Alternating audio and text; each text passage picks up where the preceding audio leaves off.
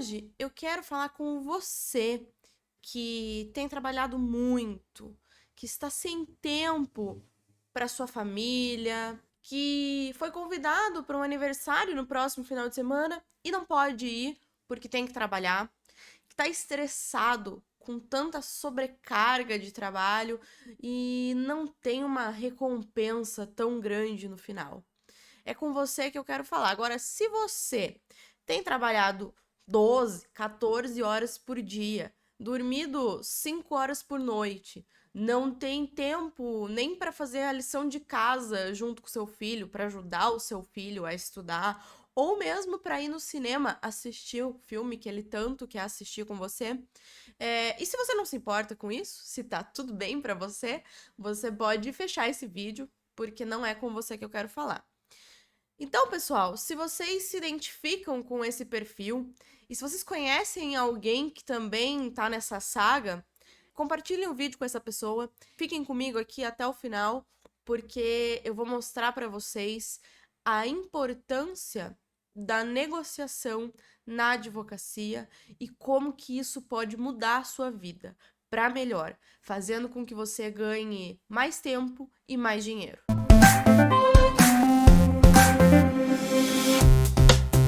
Olá, pessoal! Sejam bem-vindos ao meu canal. Eu sou a Dani Farinhas e aqui eu ensino advogados a negociar. Se você é novo por aqui e ainda não me conhece, se inscreva no canal.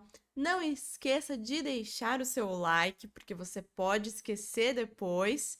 E compartilhe esse vídeo com os seus amigos. O tema do nosso vídeo é as 3 principais vantagens de utilizar a negociação na advocacia. Gente, por que será que é tão importante que um advogado saiba negociar?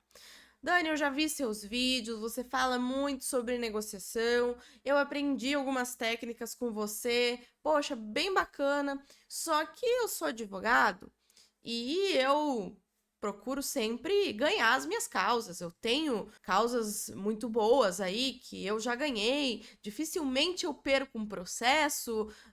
Eu não entendo qual que é na prática a efetividade disso para mim. Então, gente, o que que acontece? Claro, se você é um advogado muito bom e costuma ter ganho de causa, meus parabéns. Isso significa que você tem sido aí um excelente profissional.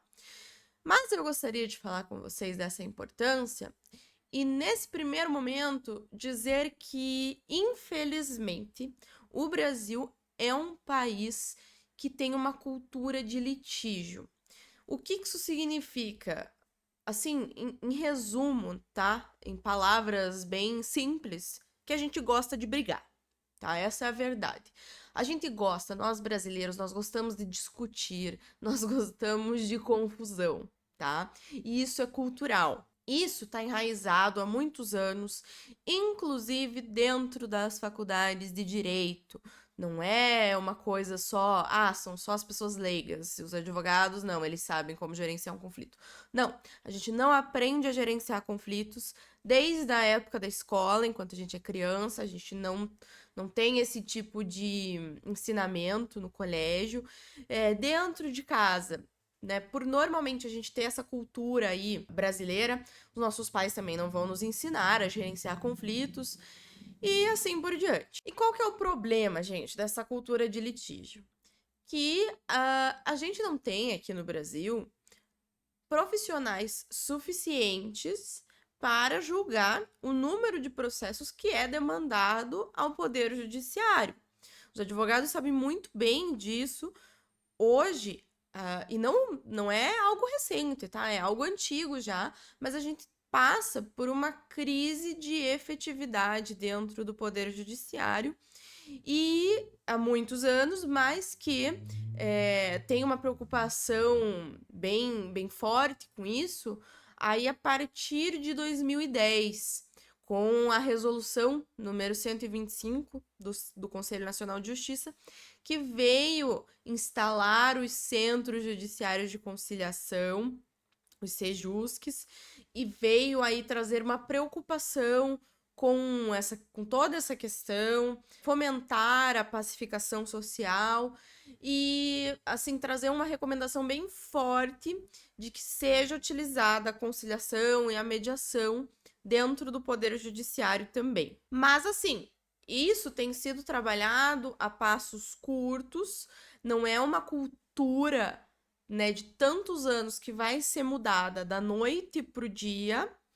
E aí, em 2015, também, a gente tem aí o novo Código de Processo Civil, que também vem muito preocupado com isso, inclusive ele fala da utilização da negociação nos métodos autocompositivos. Eu não me recordo agora o artigo exatamente, mas é bem no comecinho, o artigo 2º ou 3º, ele vai falar disso. E por que isso, gente? Por que existe essa preocupação? A gente tem um relatório do Conselho Nacional de Justiça que se chama Justiça em Números, e o último relatório constatou que existem aproximadamente 80 milhões de processos pendentes de julgamento no Brasil. Isso é muita coisa, gente, muita coisa. Quando passa do 1 milhão, a gente não consegue mensurar. É um número que sai muito da nossa realidade, mas é muito processo, tá? Não tem como dar conta disso. Então, a preocupação do Poder Judiciário vem a partir dessa questão também, né? Fomentar métodos autocompositivos vai ajudar a reduzir a sobrecarga do Poder Judiciário. Claro que não é só sobre isso que eu quero falar com vocês. Eu quero falar da efetividade disso. Por quê? Porque um processo costuma demorar pelo menos aí entre 3 a 4 anos. Isso é um dado desse relatório também, tá? Ele costuma demorar esse tempo só na fase de conhecimento, que é ali desde a petição inicial até a sentença. Depois tem fase de recurso, tem fase de execução, e o processo pode demorar muito tempo, né? Claro que se a gente fizer um acordo antes até desse processo ou durante esse período, a gente vai reduzir o tempo de espera do nosso cliente e o nosso em relação aos nossos honorários, né? E assim, gente, isso não sou só eu que tô falando, tá? Não é a Daniela é uma entusiasta da negociação e por isso ela tá trazendo isso para nós.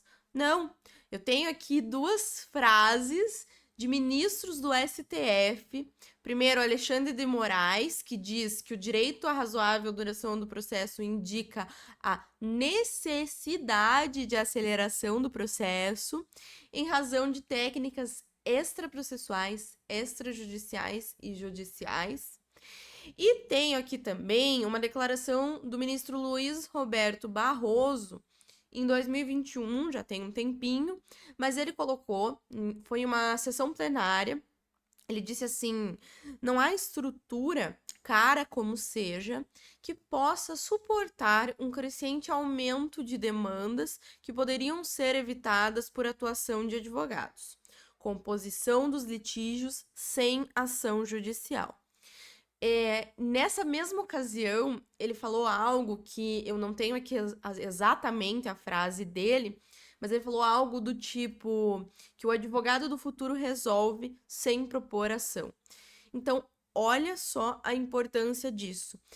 E, aliás, quando eu falei do novo Código de Processo Civil, né, de 2015, que vem preocupado com métodos autocompositivos e fala em negociação, ele foi elaborado por juristas, dentre eles advogados experientes e que se preocupam com isso também. Além disso, a gente vive hoje numa sociedade muito dinâmica, que demanda ações práticas, agilidade, e isso comporta um procedimento mais célere de solução de conflitos do que esse engessamento todo que o Poder Judiciário nos traz. Concordam comigo?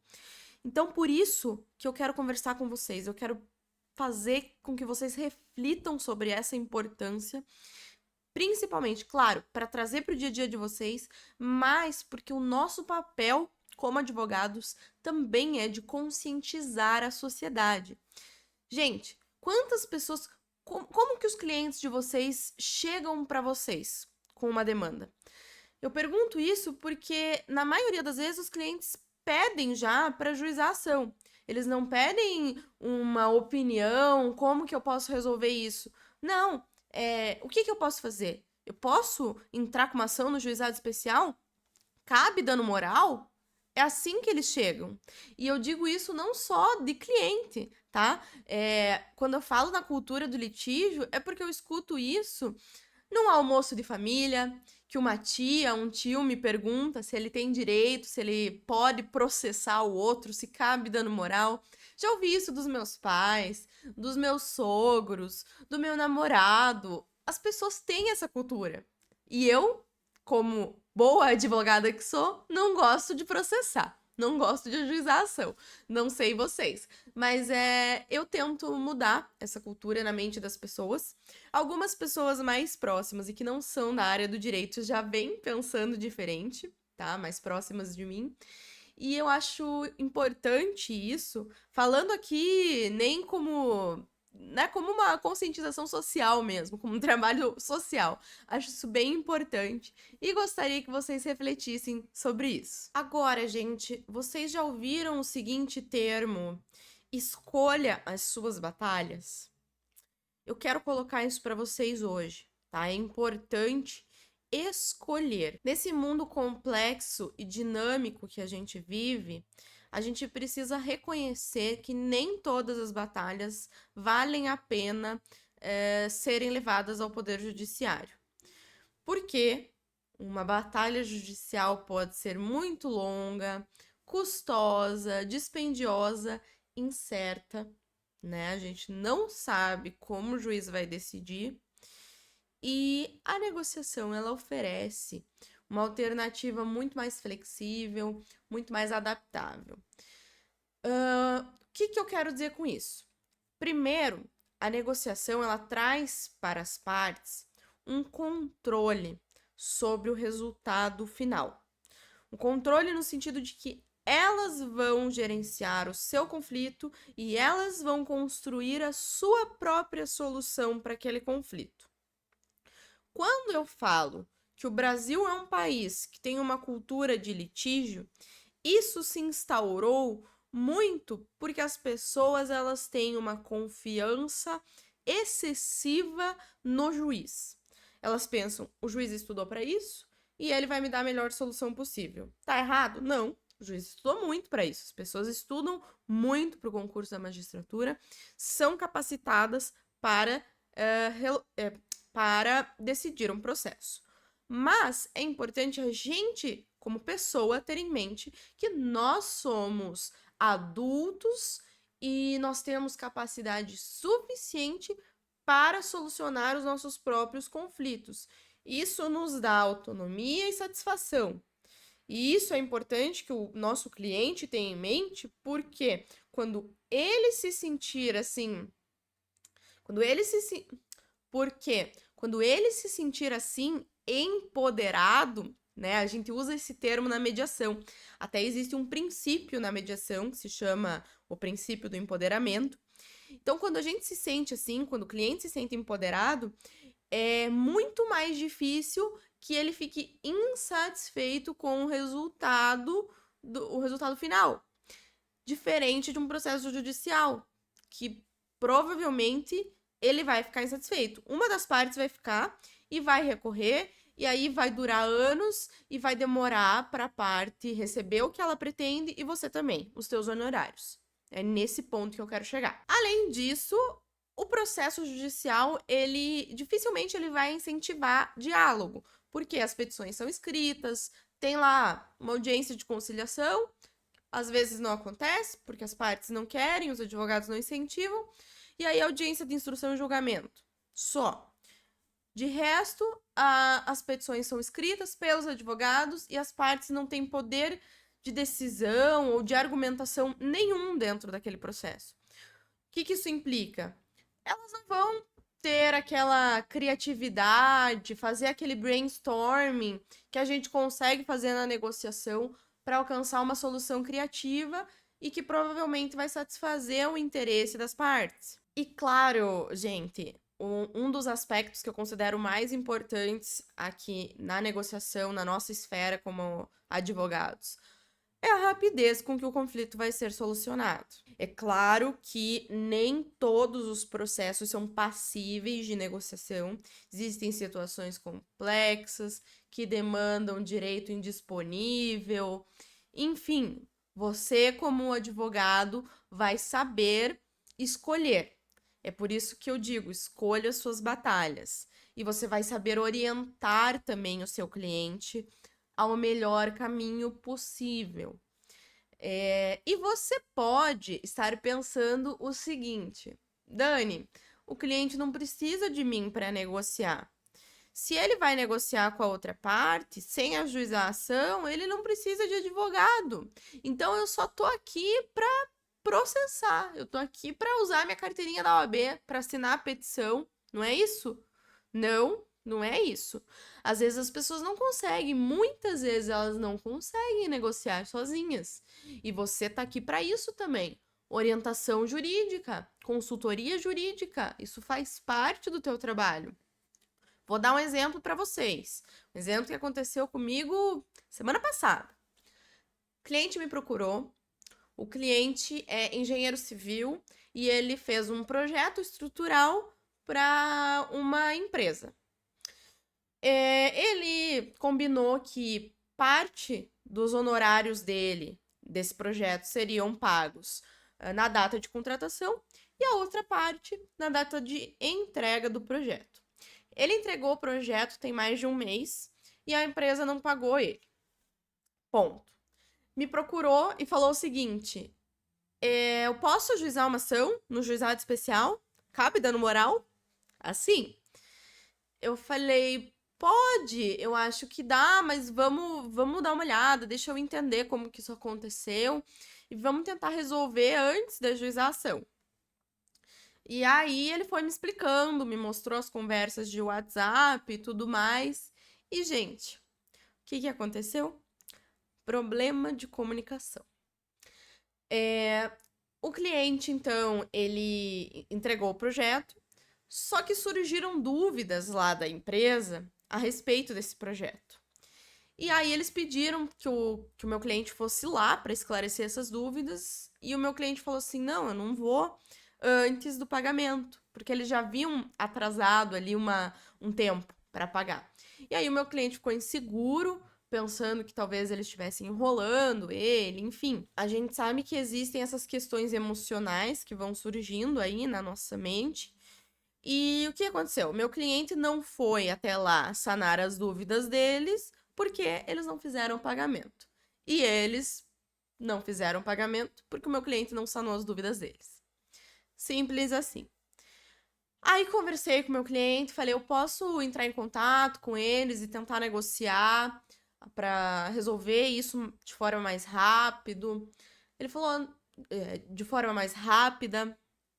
Ele falou, pode, mas eu acho que não vai dar certo, porque eles estão me enrolando, blá blá blá. E aí, tudo bem.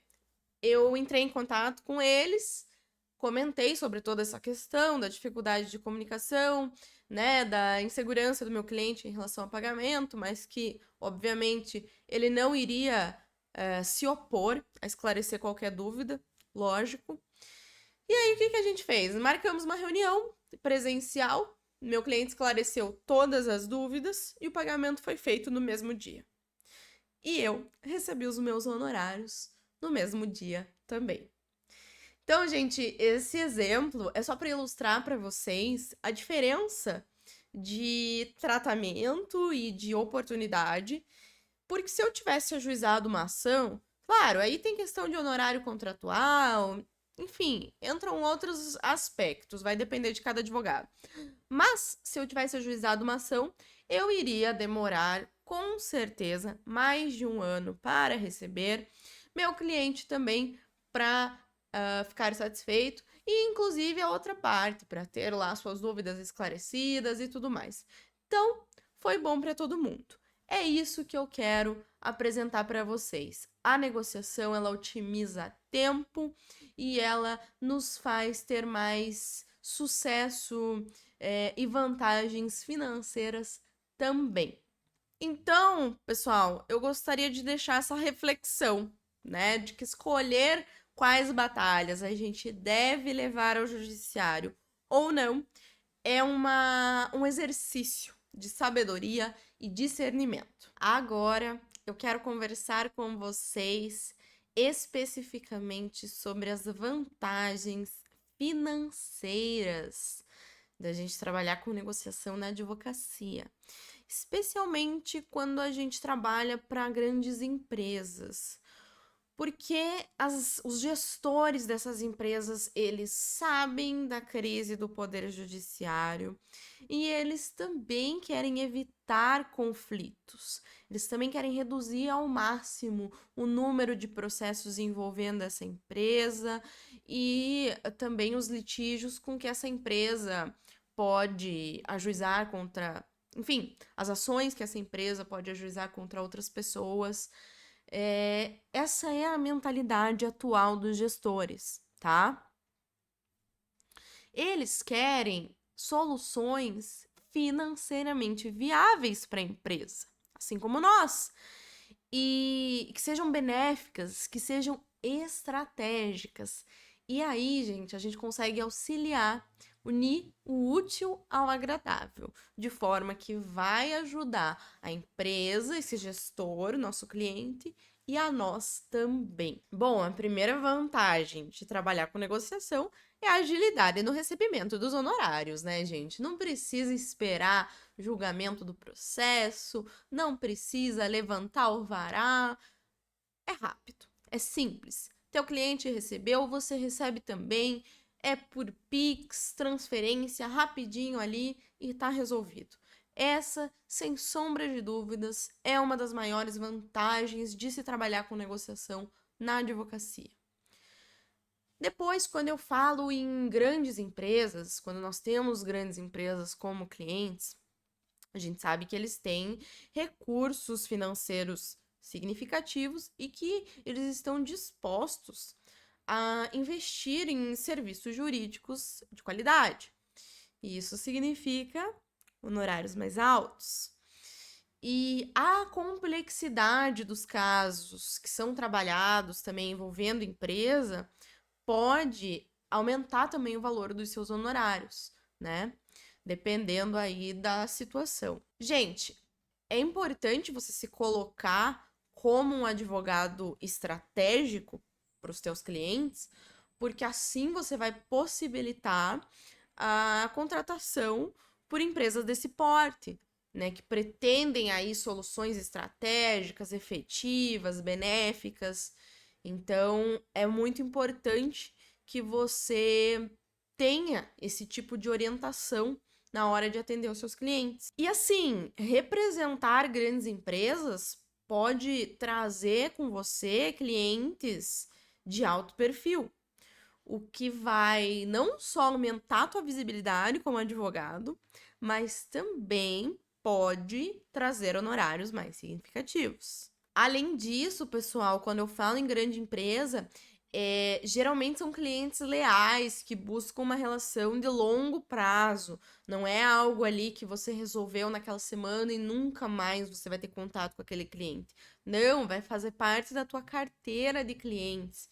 E isso pode fornecer aí uma fonte constante de renda para você. Até porque essas empresas, elas possuem, normalmente, uma quantidade de trabalho jurídico considerável. Muito embora elas desejem reduzir tanto passivo como ativo jurídico, uma empresa, ela demanda uma análise de muita coisa, né? Questão trabalhista, tributária, civil, enfim, isso demanda bastante trabalho jurídico. Então, vai ter um fluxo grande de trabalho e de receitas, consequentemente, para vocês. E aí, existe uma oportunidade também que a gente pode chamar de cross-selling, que seria oferecer outros serviços dentro dessa mesma empresa.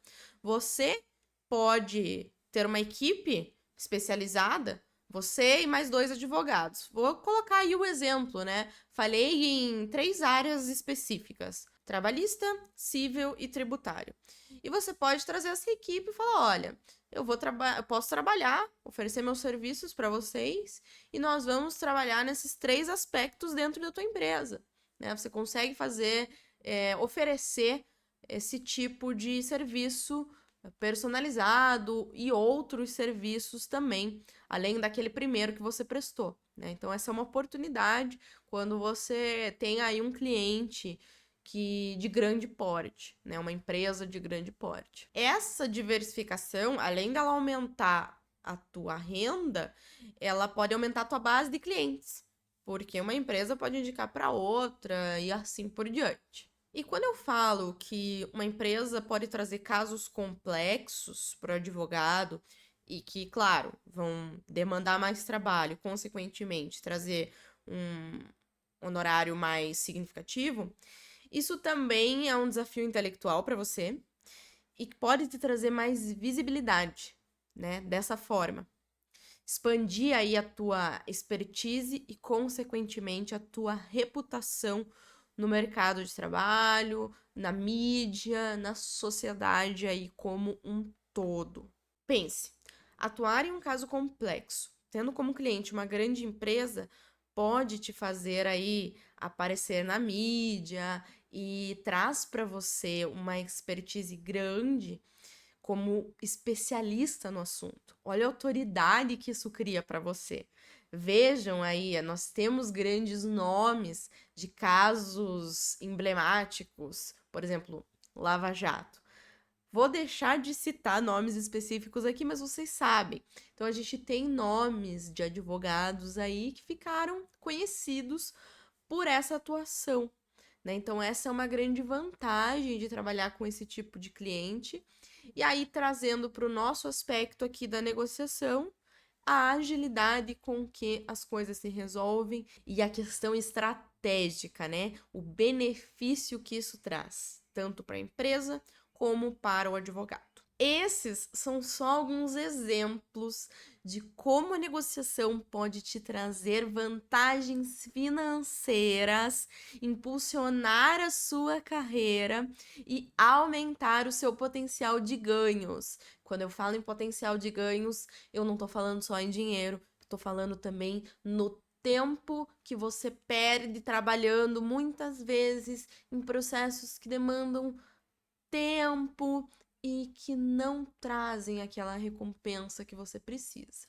Então, pessoal, se é isso que você quer, colocar mais dinheiro no teu bolso e poder levar teu filho no cinema, fazer uma viagem com a tua esposa, com teu marido, passar um tempo com teus pais, com a tua família, se é isso que você pretende, vem comigo que eu vou te ajudar a negociar melhor. Aqui a gente aprende técnicas de negociação e, dentro delas, vários aspectos importantes para a nossa atuação como advogados. Se você gostou desse vídeo, por favor, deixe seu like, se inscreva aqui no nosso canal e compartilhe com seus amigos, com seus colegas advogados, para que a gente possa levar esse conhecimento para o maior número de pessoas possível.